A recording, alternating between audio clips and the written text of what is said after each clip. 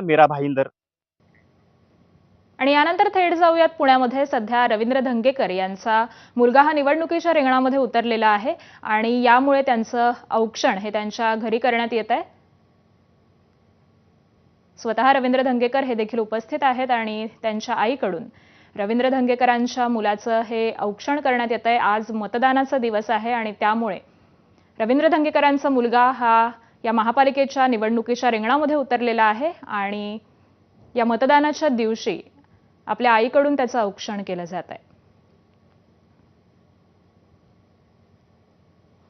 खरं तर आज या उमेदवारांचं भवितव्य हे मतपेटीमध्ये बंद होणार आहे आणि त्यातच आता धंगेकरांच्या मुलाचं औक्षण केलं जात आहे आणि याच संदर्भातले अपडेट जाणून घेऊयात आमचे प्रतिनिधी जयदीप भगत यांच्याकडून। जयदीप,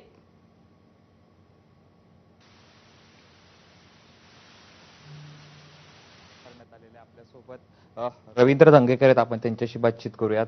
नमस्ते। खरं तर आजचा महत्त्वाचा दिवस आहे, पेपर अभ्यास केलेला आहे, आज पेपर आहे, पेपर मतदार लिहिणार आहेत, काय भावना आहेत?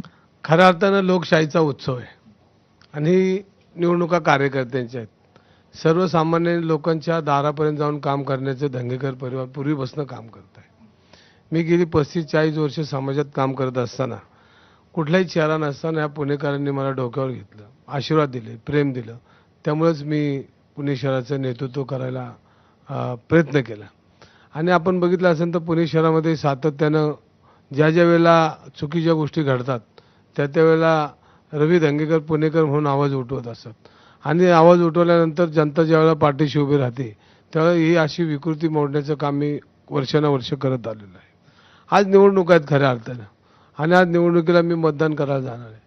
पहिली वेळ 30-35 वर्षात की मी आज उमेदवार नाही महानगरपालिकेचा आणि काय मी उमेदवार म्हणून जात होतो। आज मी पुणेकरांसाठी मतदार आहे आणि पुण्याचा विचार करून, शिवसेनेचा विचार करून, शिवसेना हे एक परिवार आहे आणि या परिवारात सगळीच जे आमची परिवारात आहेत, आमच्या भगिनी आहेत, आमचे मित्र आहेत, आमची मुलं आहेत, आमच्या मुली आहेत, ह्यांना आम्ही उमेदवारी देताना काटकसहाय्य कार्यकर्ता हे डोळ्यासमोर ठेवून त्याला उमेदवारी देण्याचा प्रयत्न केला।